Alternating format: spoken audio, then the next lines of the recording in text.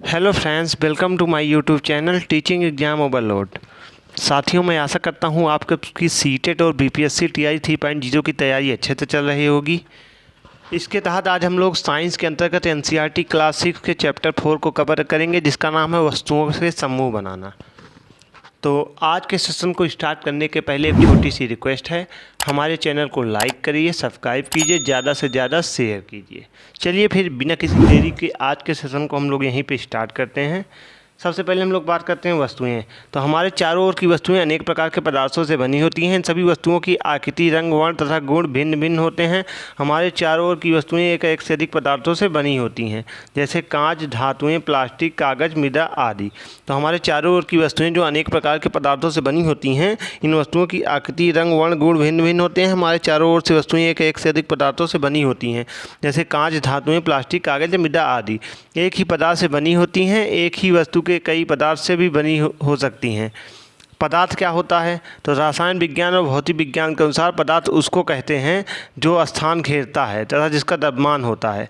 विज्ञान के प्रारंभिक दिनों में अर्थात जब विज्ञान का विकास हो रहा था, तो यह माना जाता था कि पदार्थ और ऊष्मा को ना ही बनाया जा सकता है और ना ही नष्ट किया जा सकता है। अर्थात पदार्थ जो होते हैं अविनाशी होते हैं, जिसका अर्थ है कभी नष्ट नहीं हो सकता।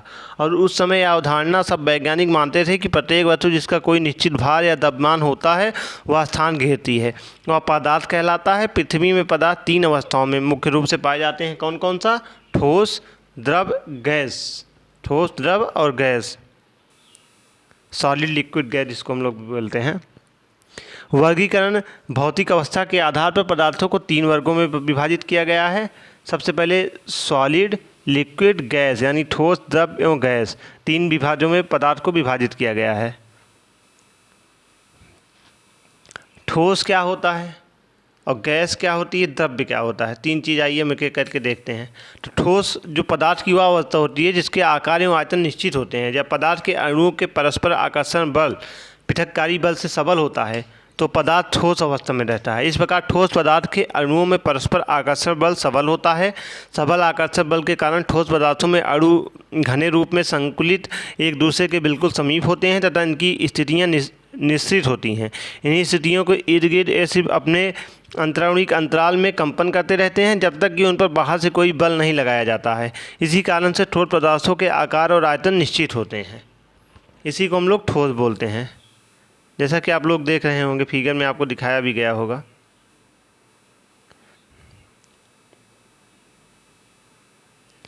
उसके बाद अगला आता है द्रव्य किसे कहते हैं। जैसे इसमें हो गया लकड़ी, लोहा, बर्फ का टुकड़ा, कुर्सी, मेज आदि क्या होते हैं? ठोस होते हैं।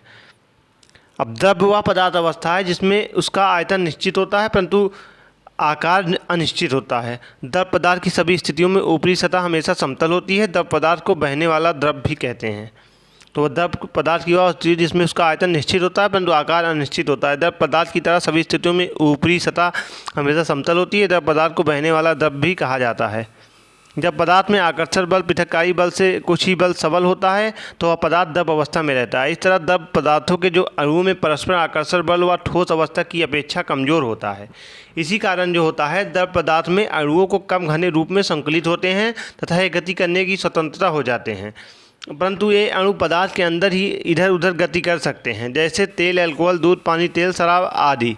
इन्हीं को हम लोग अनिश्चित एवं आयतन निश्चित द्रव्य कहा जाता है। पदार्थ की अवस्था जिसका आकार अनिश्चित हो व आयतन निश्चित हो उसको हम लोग क्या कहते हैं? द्रव्य कहते हैं। जैसे तेल, अल्कोहल, दूध, पानी, तेल, शराब आदि। गैस क्या होता है? गैस पदार्थ की वह अवस्था होती है जिसमें उसके आकार और आयतन दोनों अनिश्चित होते हैं। गैस अवस्था में पदार्थ ना तो कोई आकार होता है ना कोई आयतन। गैसीय पदार्थ को जिस पात्र में रखा दिया जाता है उसी आकार एवं आयतन ग्रहण कर लेती है। गैस का कोई पृष्ठ तल नहीं होता है। गैस भी द्रव की भांति एक बर्तन से दूसरे बर्तन में डाली जा सकती है। इसी कारण गैस को भी द्रव्य जैसा बहने वाला द्रव्य या फ्लूइड कहते हैं। जब पदार्थ के अणुओं में परस्पर आकर्षण बल या पृथक्कारी बल की अपेक्षा काफ़ी कमज़ोर होता है तो पदार्थ गैस अवस्था में रहता है। इस तरह गैसीय पदार्थ के अणुओं में परस्पर आकर्षण बल या ठोस एवं द्रव पदार्थ दोनों की अपेक्षा कमज़ोर होता है। अर्थात हम यह कह सकते हैं पदार्थ की अवस्था जिसमें आकार एवं आयतन दोनों अनिश्चित होता हो गैस कहलाता है। जैसे हवा, oxygen, carbon dioxide, hydrogen, nitrogen, chlorine आदि। हम अपने दैनिक जीवन में कई वस्तुओं का उपयोग करते हैं तथा कई वस्तुओं का उपभोग भी करते हैं। उनमें से हर वस्तु अलग अलग प्रकार की होती है। पदार्थों के गुण। किसी पदार्थ को बनाने के लिए किसी पदार्थ का चयन उस पदार्थ के गुणों तथा उपयोग की जाने वाली वस्तु के प्रयोजन पर निर्भर करता है। दिखावट। पदार्थ प्रायः एक दूसरे से भिन्न भिन्न दिखाई देते हैं। तो पदार्थ जो होते हैं प्रायः एक दूसरे से भिन्न भिन्न दिखाई देते हैं, जैसा आपको फिगर में दिख भी रहा होगा। जैसे लकड़ी लोहे से बिल्कुल भिन्न दिखाई देते हैं। कुछ पदार्थ चमकदार, खुरदरे, चिकने, कठोर तथा कोमल लगते हैं। लकड़ी जो होते हैं और लोहे से बिल्कुल भिन्न दिखाई देते हैं। कुछ पदार्थ चमकदार, खुरदरे, चिकने, कठोर तथा कोमल लगते हैं। कोमल पदार्थ वह पदार्थ जिन्हें आसानी से संपीड़ित किया तथा खरोंचा जा सकता है। तो कोमल पदार्थ क्या होते हैं? वह पदार्थ जिन्हें आसानी से संपीड़ित किया तो खरोंचा जा सकता है, उनको हम लोग कोमल पदार्थ कहते हैं। कठोर पदार्थ क्या होते हैं? वो पदार्थ जिन्हें संपीड़ित करना कठिन होता है, उनको हम लोग कठोर कहते हैं।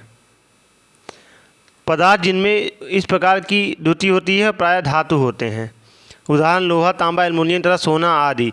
विलेय। कुछ पदार्थ जल में घुल जाते हैं, उनको हम लोग विलेय कहते हैं, जैसे पानी और नमक। अविलेय। कुछ पदार्थ जल के साथ मिश्रित नहीं होते हैं, जैसे पानी और धूल। तो पदार्थों का अगर जिसमें प्रकाश को स्वयं से पार जाने की अनुमति हो उसको हम पारदर्शिता कहते हैं। पारदर्शिता क्या होती है?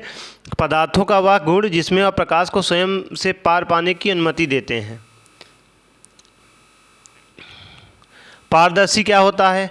तो ऐसे पदार्थ जिसके आर पार देखा जा सकता हो पारदर्शी कहलाते हैं। पारदर्शी पदार्थ को प्रकाश आर पार देखा जा सकता है, जैसे कांच, जल, वायु। अपारदर्शी क्या होता है? ऐसे पदार्थ जिनमें से होकर आप वस्तुओं को आर पार नहीं देख सकते, उन्हें अपारदर्शी पदार्थ कहते हैं, जैसे पेपर, धातुएं, लकड़ी। पारभासी क्या होता है? तो वैसे पदार्थ जिसमें आप अपनी वस्तु को आर पार देख सकते हो, परंतु स्पष्ट रूप से इन पदार्थों को पारभासी पदार्थ भी कहते हैं, जैसे बटर पेपर, मोटी कांच। आर्किमिडीज का सिद्धांत यानी प्रिंसिपल ऑफ आर्किमिडीज। आइए हम लोग देखते हैं। जब कोई वस्तु किसी द्रव्य से पूरी अथवा आंशिक रूप से डुबोई जाती है तो उसके भार में कमी का आभास होता है।